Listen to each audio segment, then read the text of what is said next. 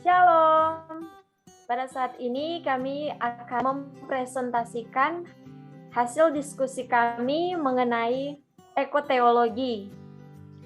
Di dalamnya kami akan membahas sejarah, konsep, beserta perkembangannya. Dan perkenalkan, nama saya Renaldi Wantania. Saya Englin Manoa. saya Indah Rondonuwu, Dan saya Precisian Malinoja. Ekoteologi merupakan bagian dari etika Kristen yang berfokus pada hubungan timbal balik antara manusia dengan alam atau di lingkungan hidup di mana manusia itu berada. Nah, untuk mencari tahu lebih lanjut mengenai ekoteologi, mari kita simak video ini.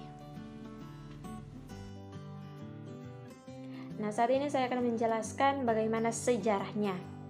Ekologi diambil dari bahasa Yunani dari kata oikos dan logos. Oikos berarti tempat tinggal, sedangkan logos berarti ilmu. Sebagai sebuah disiplin ilmu, ekologi yang merupakan cabang dari biologi ini adalah sebuah ilmu yang mempelajari hubungan timbal balik antara organisme-organisme dan hubungan itu dengan lingkungannya. Sementara itu, kata teologi yang berasal dari Yunani dari kata theos yang berarti Tuhan atau Allah, dan logos yang artinya wacana atau ilmu. Jadi dengan demikian, ekoteologi yang terdiri dari kata ekologi dan teologi didefinisikan sebagai suatu rumusan teologi yang membahas interrelasi antara agama dengan alam atau antara agama dengan lingkungan. Nah, dunia yang saat ini menjadi tempat tinggal lebih dari 7 miliar jiwa manusia benar-benar berada dalam kondisi yang sangat mengkhawatirkan. Berbagai fakta menunjukkan bahwa kerusakan lingkungan atau yang sering dinamakan dengan krisis ekologi sedang berada pada puncaknya. Jika kondisi ini terus terjadi dan tidak segera diatasi, maka keberlangsungan alam dan manusia berada dalam ancaman yang sangat serius. Nah, selanjutnya ada bukti-bukti krisis ekologi yang boleh kelompok kami share. Di sini ada 3. Yang pertama ada kerusakan hutan atau deforestasi. Yang kedua ada kepunahan mata air. Dan yang ketiga ada hancurnya laut dan pesisir. Baiklah, saat ini saya akan menjelaskan tentang konsep-konsep ekologi. Yang pertama itu organisme, merupakan benda hidup atau makhluk hidup. Kedua, populasi merupakan kumpulan organisme yang sejenis dan hidup di suatu daerah tertentu. Ketiga, komunitas merupakan kumpulan populasi dari berbagai jenis organisme yang berkumpul di suatu daerah tertentu. Keempat, ekosistem merupakan hubungan timbal balik antara makhluk hidup dengan lingkungan sekitarnya, baik makhluk hidup ataupun yang tidak hidup, sehingga membentuk sistem ekologi. Dan yang terakhir, biosfer merupakan lapisan bumi di mana ekosistem berada.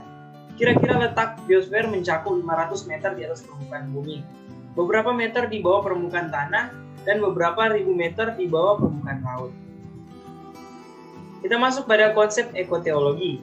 Yang pertama, perhatian pertama tertuju pada persoalan yang terjadi di alam atau lingkungan hidup yang ditinggali oleh manusia dan makhluk hidup lainnya.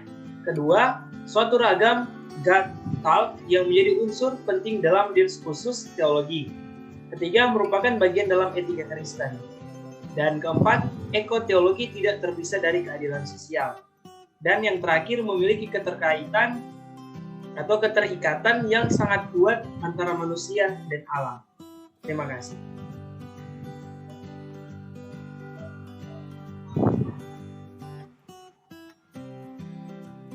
Selanjutnya ada perkembangan ekoteologi. Manusia adalah makhluk hidup yang berkuasa atas bumi, tetapi di sisi lain manusia harus merawat dan menjaga bumi. Ekoteologi memiliki tujuan yaitu mengajak manusia untuk bertanggung jawab atas penjagaan dan perawatan keseimbangan alam dengan mengembangkan berbagai tafsiran dalam karya-karyanya. Tujuan seperti ini berfungsi terhadap perkembangan ekoteologi itu sendiri.